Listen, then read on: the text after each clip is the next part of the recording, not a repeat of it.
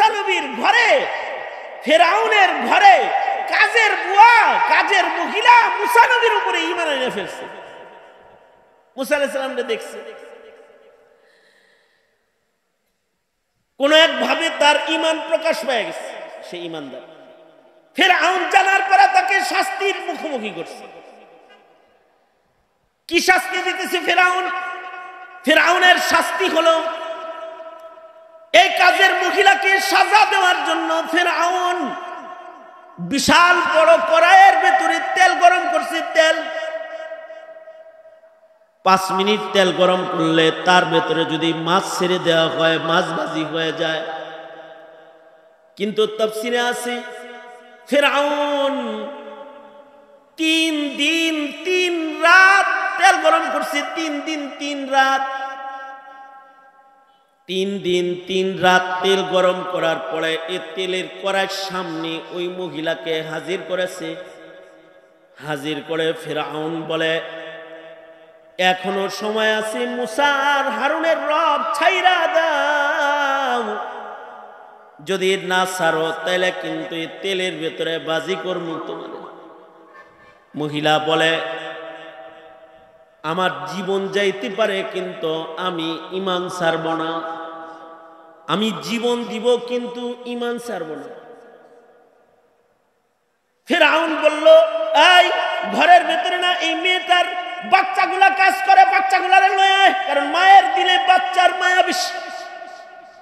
বাচ্চাগুলাকে তেলের ভেতরে ছাইরা দে। মহিলার বাচ্চাগুলাকে ধইরা আইনা তেলের কড়াইয়ের সামনে যখন হাজির করেছে, 8 বছরের মহিলার বাচ্চাটা কেঁদে কেঁদে মাকে ডেকে ডেকে বলতেছিল, মা তুমি না তোমার জানের চেয়ে বেশি আমাদেরকে ভালোবাসো, আমাদের জীবনের খাতিরে হলেও তুমি তোমার রবকে ছেড়ে দাও, মুসাও হারুনের রবকে ছাইরা দাও মা। মা তখন সন্তানদেরকে বলতেছে, সন্তান জীবনের চাইতে তোদের ভালোবাসি, কিন্তু তোদের চাইতেও আমি একজনকে বেশি ভালোবাসি, তিনি হলেন আল্লাহ, যাকে আমি তোদের চাইতেও বেশি ভালোবাসি। জীবন দিতে পারি কিন্তু আমি ঈমান ছাড়তে পারি না।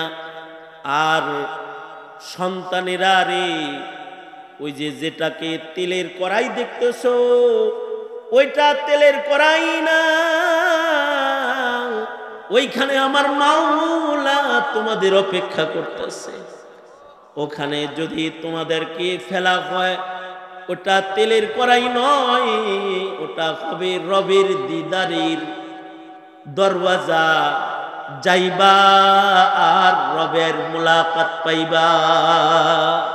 সন্তানকে সান্ত্বনা দিয়ে ফেলেছে। এবং তাফসীরে আছে ফিরআউন যখন এই বাচ্চাটাকে তেলের কড়াইয়ের ভিতরে ছেড়ে দিছে, তো আল্লাহ তাআলা এই বাচ্চাটা তেলের কড়াইতে পড়ার আগেই তার রূহকে কবজ করে নিয়েছেন। এবং এই রূহটা যখন উপরে যাইতেছে, তখন বাচ্চা তার মাকে বলতেছে, মা জীবন দিবা কিন্তু ঈমান ছাইরো না, আমি কিন্তু আল্লাহর কাছে যাইতাছি। কিন্তু এবং এই ফিরআউন যখন বড় ছেলেটাকে তেলের ভিতরে দিল, ছোট বাচ্চা 2 বছরের বাচ্চা, এটাকেও তেলের ভিতরে ছেড়ে দিছে। গোশতগুলা তেলের ভিতরে মিশা গেছে, হাড্ডিগুলা তেলের কড়াইয়ের উপরে যখন ভাসতেছে, এই মহিলাটাকেও ফিরআউন তেলের কড়াইয়ের সামনে হাজির করেছে। এবার তেলের কড়াইতে তারেও ছাড়বে। এই সময় মেয়েটা ومثلهم في الإنجيل كزرع أخرج شطأه فآزره فاستغلظ فاستوى على سوقه يعجب الزراع ليغيظ بهم الكفار وعد الله الذين آمنوا وعملوا الصالحات منهم مغفرة وأجرا عظيما وقال النبي صلى الله عليه وسلم خير القرون قرني ثم الذين يلونهم ثم الذين يلونهم وقال النبي صلى الله عليه وسلم طوبى من آمن ورآني وطوبى من آمن ورآ من رآني وطوبى من آمن ورآ من رآ من رآ من رآني أو كما قال عليه الصلاة والسلام اللهم صل على محمد وعلى آل محمد كما صليت على إبراهيم وعلى آل إبراهيم إنك حميد مجيد اللهم بارك على محمد وعلى آل محمد كما باركت على إبراهيم وعلى آل إبراهيم إنك حميد مجيد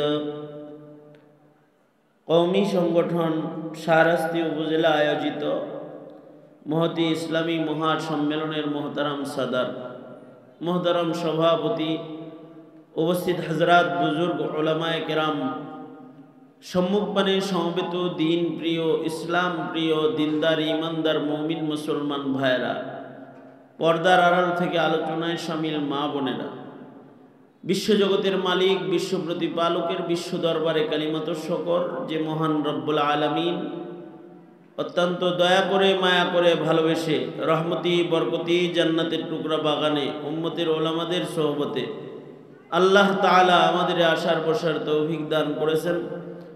কালিমাত শকর পড়ি, শুকরিয়া আদায় করি, জবান ছেড়ে ভক্তি ভরে সমস্বরে আওয়াজ করে মোহাব্বতে সকলে বলুন আলহামদুলিল্লাহ।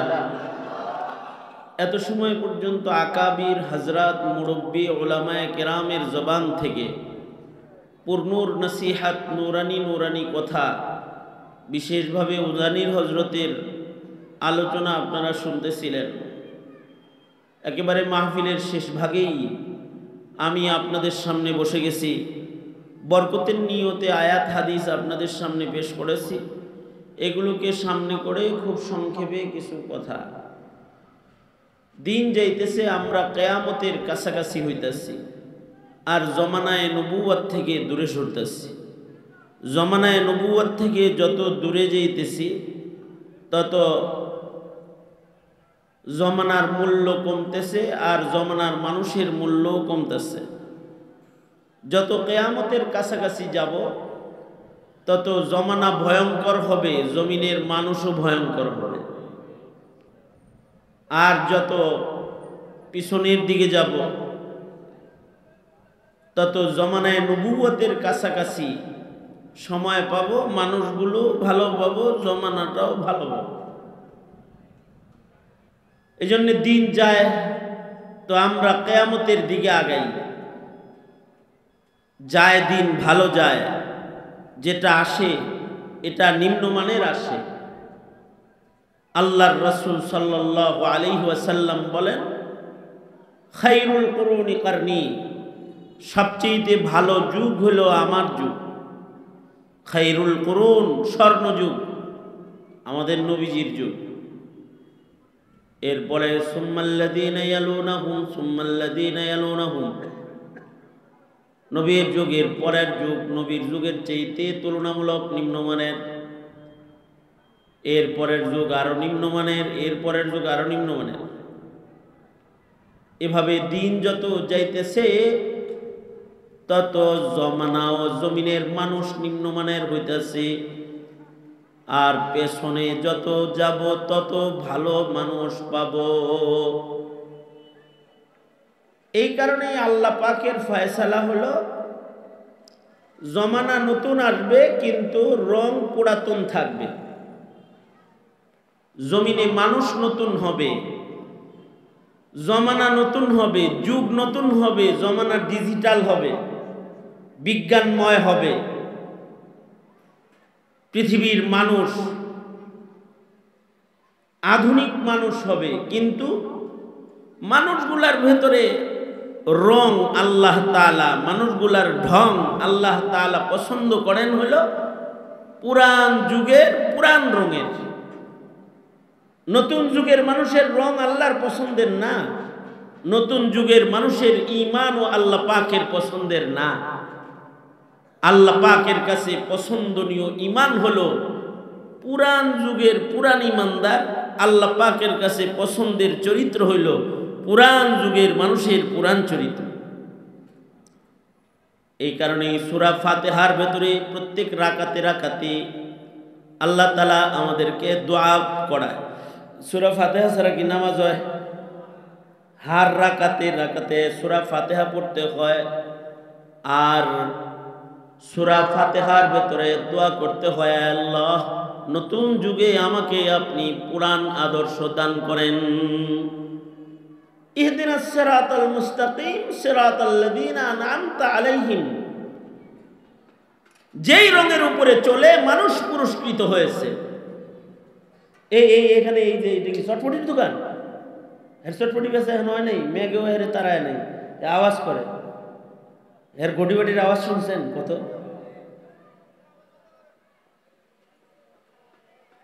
আকলে সালিম নাই। মাহফিলের কানের ডগায় এসে চটপটি বেচতেছে, আওয়াজ করে জোরে জোরে, ড্যাগের আওয়াজ, বাটির আওয়াজ, চামিচের আওয়াজ। শয়তান ওদের আঙ্গুলের ভেতরে ধরে আওয়াজটা জোরে করে দেয়। এই কামটা শয়তান করে। আল্লাহ তাআলা অল্প কিছু কথা, আমি যে আজকে এখানে আসছি, আমি অনেক কুরবানি দিয়ে এখানে আসছি। আমার রাত্রে সরাসরি সরোয়ার্দী উদ্যানে যেতে হবে। সুতরাং আমি লম্বা সময় দেওয়ার মতো নাই, অল্প সময় অল্প কথা। এজন্যে মনোযোগ আকর্ষণ করছি।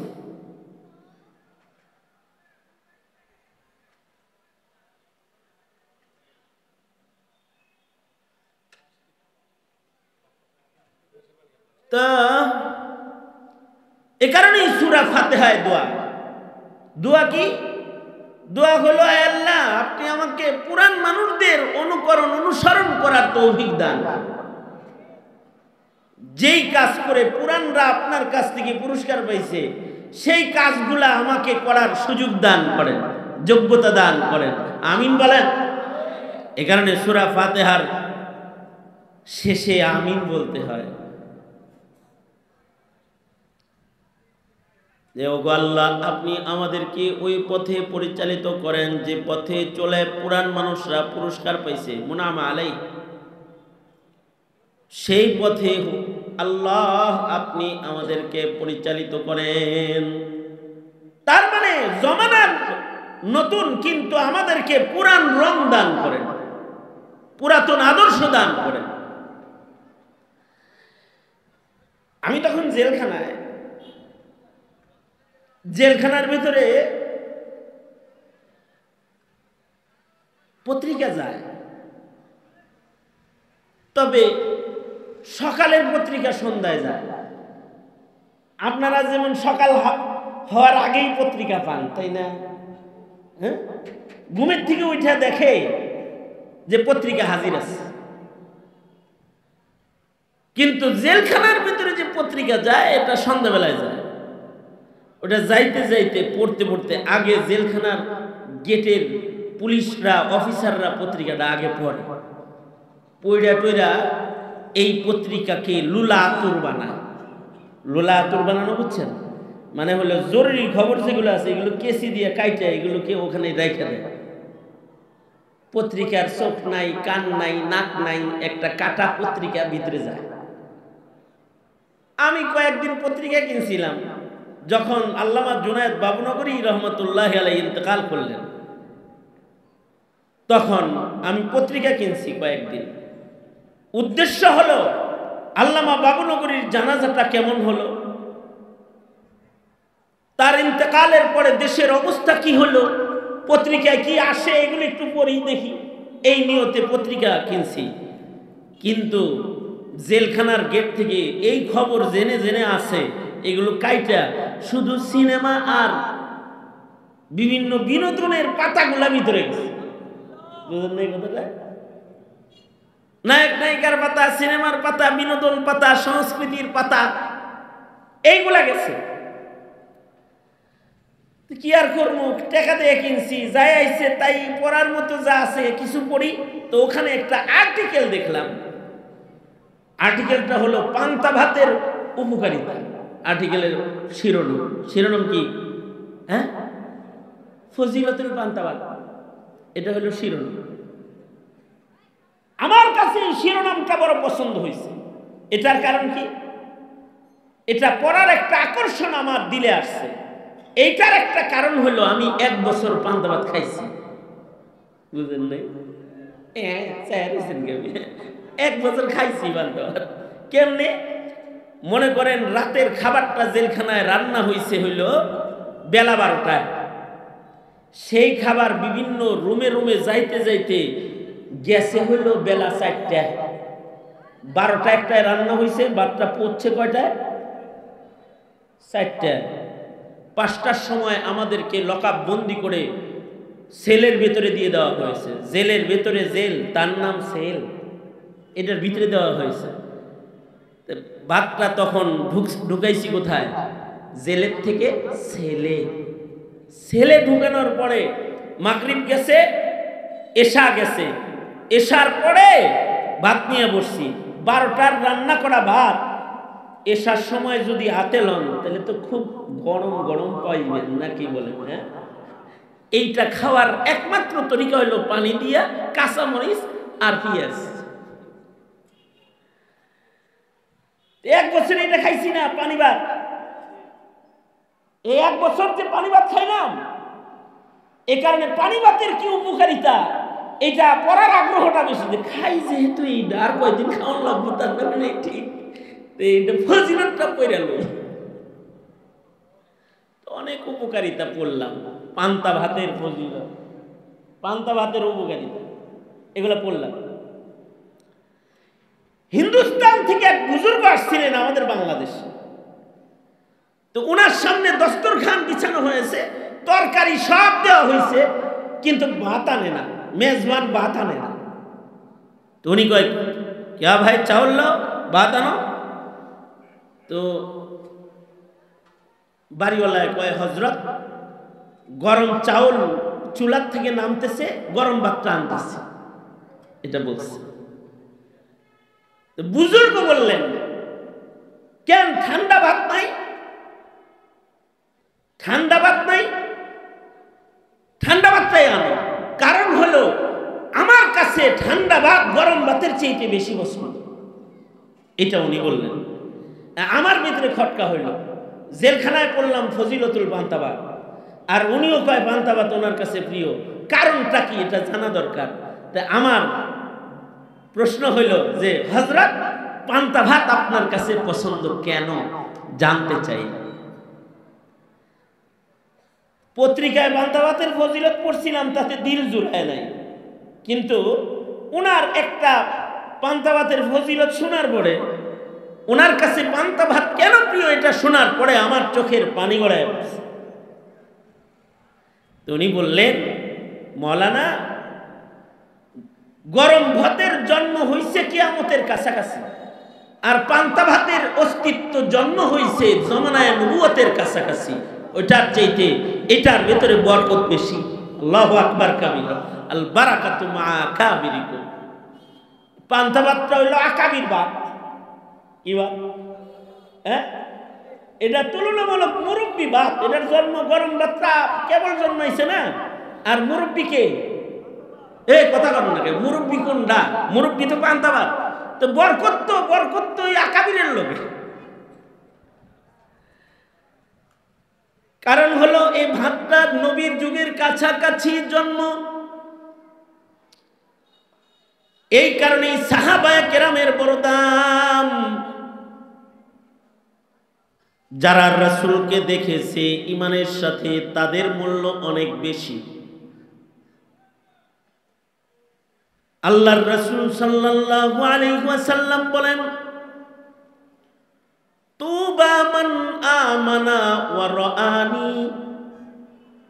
আল্লাহর রাসূল বলেন, যারা ঈমানের সাথে আমি রাসূলকে দেখলো, এরা হলো দামি, ভাগ্যবান। কারণ এরা ঈমানের সাথে সরাসরি রাসূল দেখেছে।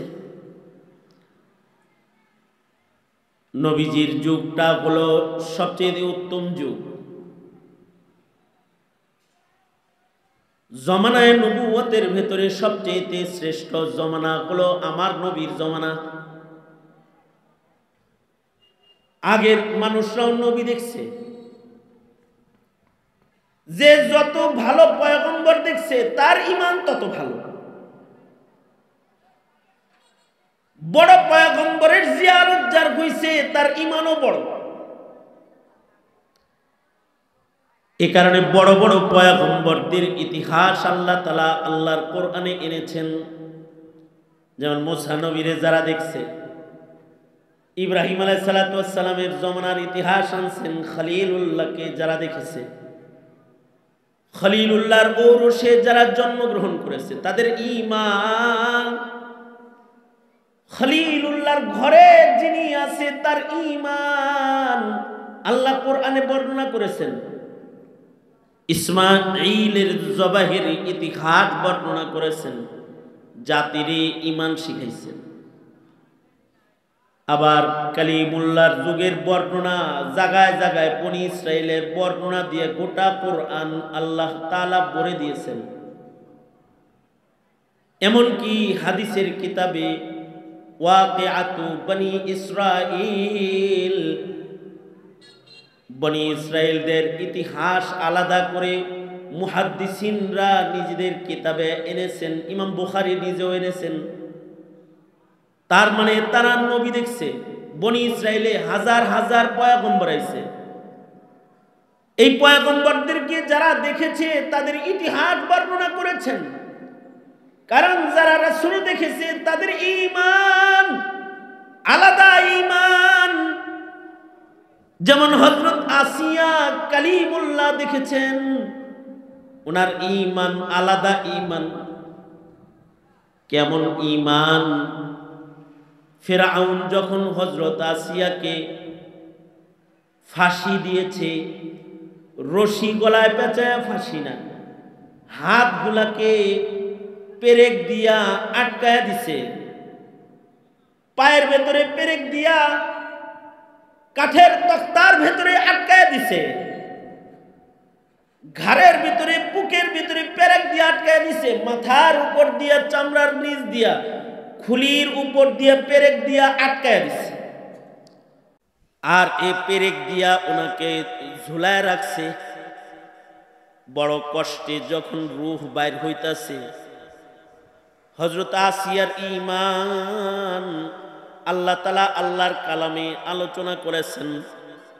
হযরত আসিয়া তখন আল্লাহকে বলতেছে, ওগো আল্লাহ, ফিরআউনের অত্যাচার সইতেছি, বিনিময়ে একটা জিনিস শুধু তোমার কাছে চাই। ওগো আল্লাহ, ওগো মালিক, তুমি তোমার কাছে আমাকে একটা ঘর বানায়া দিও। তোমার কাছাকাছি যেন একটা ঘর আমি পাই। আল্লাহর রাসূল সাল্লাল্লাহু আলাইহি ওয়াসাল্লাম যখন মিরাজে গেলেন, মিরাজে যাওয়ার সময় এই বনি ইসরাইলের নবীদের আগমন সবচেয়ে বেশি ঘটেছে ফিলিস্তিনে। আল্লাহর রাসূলকে আল্লাহ তাআলা বুরাকে চড়ায়া মসজিদুল হারাম থেকে আকসায় নিলেন।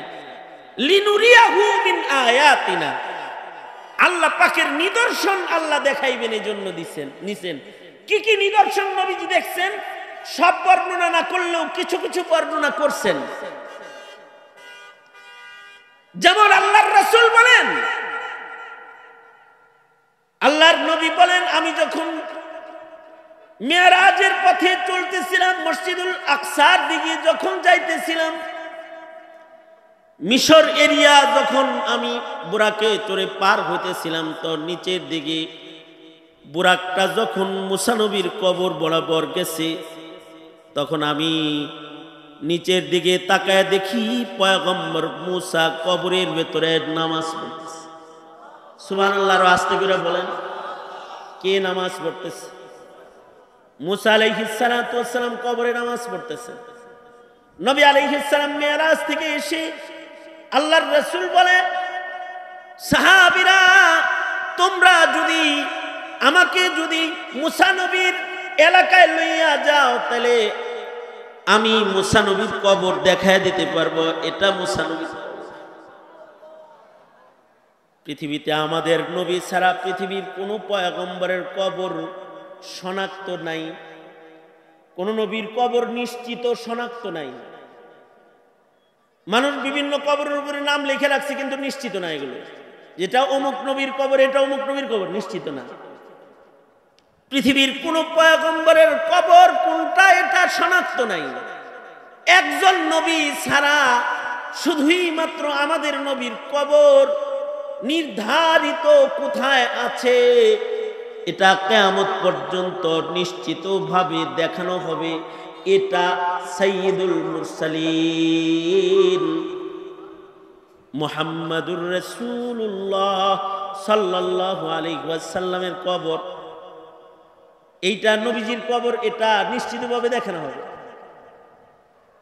আর কোন নবীর কবর তো নিশ্চিত নাই, সাহাবীর কবর তো তাহলে থাকবে। নবীর কবরই নিশ্চিত নাই, তাহলে কোন নবীর সাহাবীর কবর নিশ্চিত দেখা যায় না। কিন্তু কিয়ামত পর্যন্ত আমার নবীর কবরের উপরে সাইনবোর্ড লাগানো আছে, মুহাম্মাদুর রাসূলুল্লাহ সাল্লাল্লাহু আলাইহি ওয়াসাল্লাম। এখানে নবীর সাহাবীর নাম লেখা আছে, আবু বকর এখানে, আবার ওমরের নাম লেখা আছে, ওমরের কবর এখানে। এছাড়া কোনো সাহাবীর কবরের উপরে সাইনবোর্ড নাই। এই দুইটা কবরে আলাদাভাবে সাইনবোর্ড লাগানো আছে। হযরত উসমানের কবরটা দেখানো হয়, কিন্তু তাছাড়া আর কারোর কবরের নাম লেখাও নাই। আমাদের নবীজির কবর নির্ধারিত দেখানো হয়, কারণ আমাদের নবীজির নবুয়াত কিয়ামত পর্যন্ত। আল্লাহু আকবার, জোরে বলেন। নবীজির খাতমে নবুয়াত এর প্রমাণ হিসেবে নবীর কবরকেও দেখানো হয়। তার মানে জমিনে কেউ বাড়াবাড়ি করো না, শেষ নবী একজন আছে যিনি মদিনায় ঘুমায় আছে। আর নবীর সাহাবীর কবরও দেখানো হয়। তার মানে কেউ নবী দাবি করার চেষ্টা করো না। রাসূল বলেছে, লাউ কানা বাদি নবিয়্যুন লাকানা উমর, আমার পরে কেউ নবী হইলে আমার সাহাবী উমর হতো। নবীর কদমের কাছে যিনি ঘুমায় রয়েছে ইনিই নবী হয় নাই। তোমার মতো সলিমদ্দি কলিমদ্দিও নবী হইতে পারবে না, কারণ নবী শেষ নবী। এই একটা কবর দেখানো হয়, দেখানো হবে কিয়ামত পর্যন্ত। তবে রাসূল বলেছেন, আমাকে যদি তোমরা নিয়ে যাও মুসা নবীর কবরের কাছে, তো আমি দেখা দিতে পারবো এটা মুসা নবীর কবর। কারণ আল্লাহর রাসূল মিরাজের রাতে নিচের দিকে তাকায় দেখেন মুসা আলাইহিস সালাম কবরে নামাজ পড়তেছে। আল্লাহর রাসূল সাল্লাল্লাহু আলাইহি ওয়াসাল্লাম শুধুই মাত্র পয়গম্বর মুসা আলাইহিস সালাতু ওয়াস সালামের হালত দেখেন নাই, নবীজি আলাইহিস সালাতু ওয়াস সালাম, আমাদের নবী আলাইহিস সালাম মুসা নবীর সাহাবীর হালতও দেখেছেন। যেমন আর একটা কবরের পাশ দিয়ে যখন আল্লাহর রাসূলের বুরাক সওয়ারি যাইতেছিল, নবীজির নাকে একটা খুশবু আসতেছিল। আল্লাহর রাসূল তখন বললেন, জিবরাইল, এই যে একটা খুশবু আইতেছে, এই খুশবুটা কিসের খুশবু? তো হযরত জিবরাইল বললেন, এইটা হলো কালিমুল্লাহর সাহাবীর শাহাদাতের পরের হাড্ডির খুশবু। আল্লাহু আকবার কবীরা।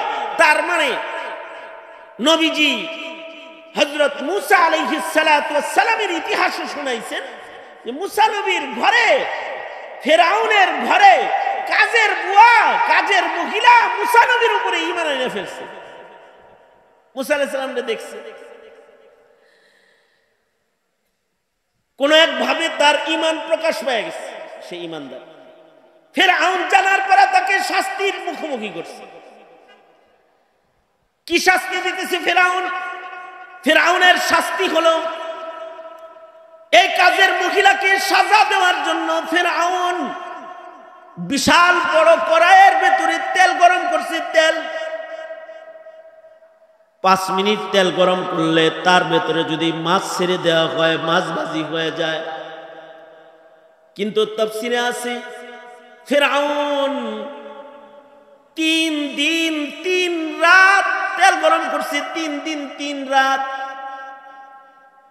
3 দিন 3 রাত তেল গরম করার পরে এই তেলের কড়াইয়ের সামনে ওই মহিলাকে হাজির করেছে। হাজির করে ফেরাউন বলে, এখনো সময় আছে, মুসা আর হারুনের রব ছাইরা দাও, যদি না ছাড়ো তাহলে কিন্তু এই তেলের ভেতরে বাজি করবো তোমাদের। মহিলা বলে, আমার জীবন যাইতে পারে কিন্তু আমি ঈমান ছাড়ব না, আমি জীবন দিব কিন্তু ঈমান ছাড়ব না। ফেরাউন বলল, এই ঘরের ভেতরে না এই মেয়েটার বাচ্চাগুলা কাজ করে, বাচ্চাগুলারে লয়ে আয়, কারণ মায়ের দিলে বাচ্চার মায়া বেশি।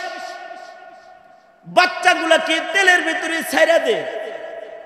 মহিলার বাচ্চাগুলাকে ধইরা আইনা তেলের কড়াইয়ের সামনে যখন হাজির করেছে, 8 বছরের মহিলার বাচ্চাটা কেঁদে কেঁদে মাকে ডেকে ডেকে বলতেছিল, মা তুমি না তোমার জানের চেয়ে বেশি আমাদেরকে ভালোবাসো, আমাদের জীবনের খাতিরে হলেও তুমি তোমার রবকে ছেড়ে দাও, মুসাও হারুনের রবকে ছাইরা দাও মা।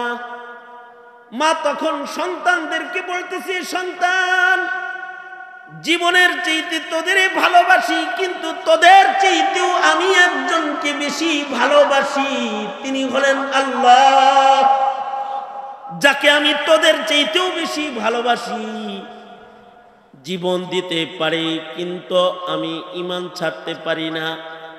আর সন্তানেরা রে, ওই যে যেটাকে তেলের কড়াই দেখতেছো ওইটা তেলের কড়াই না,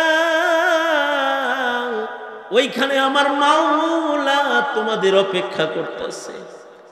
ওখানে যদি তোমাদেরকে ফেলা হয় ওটা তেলের কড়াই নয়, ওটা হবে রবের দিদারের দরওয়াজা, যাইবা আর রবের মুলাকাত পাইবা। সন্তানকে সান্ত্বনা দিয়ে ফেলেছে। এবং তাফসীরে আছে ফিরআউন যখন এই বাচ্চাটাকে তেলের কড়াইয়ের ভিতরে ছেড়ে দিছে, তো আল্লাহ তাআলা এই বাচ্চাটা তেলের কড়াইতে পড়ার আগেই তার রূহকে কবজ করে নিয়েছেন। এবং এই রূহটা যখন উপরে যাইতেছে তখন বাচ্চা তার মাকে বলতেছে, মা জীবন দিবা কিন্তু ঈমান ছাইরো না, আমি কিন্তু আল্লাহর কাছে যাইতাছি কিন্তু।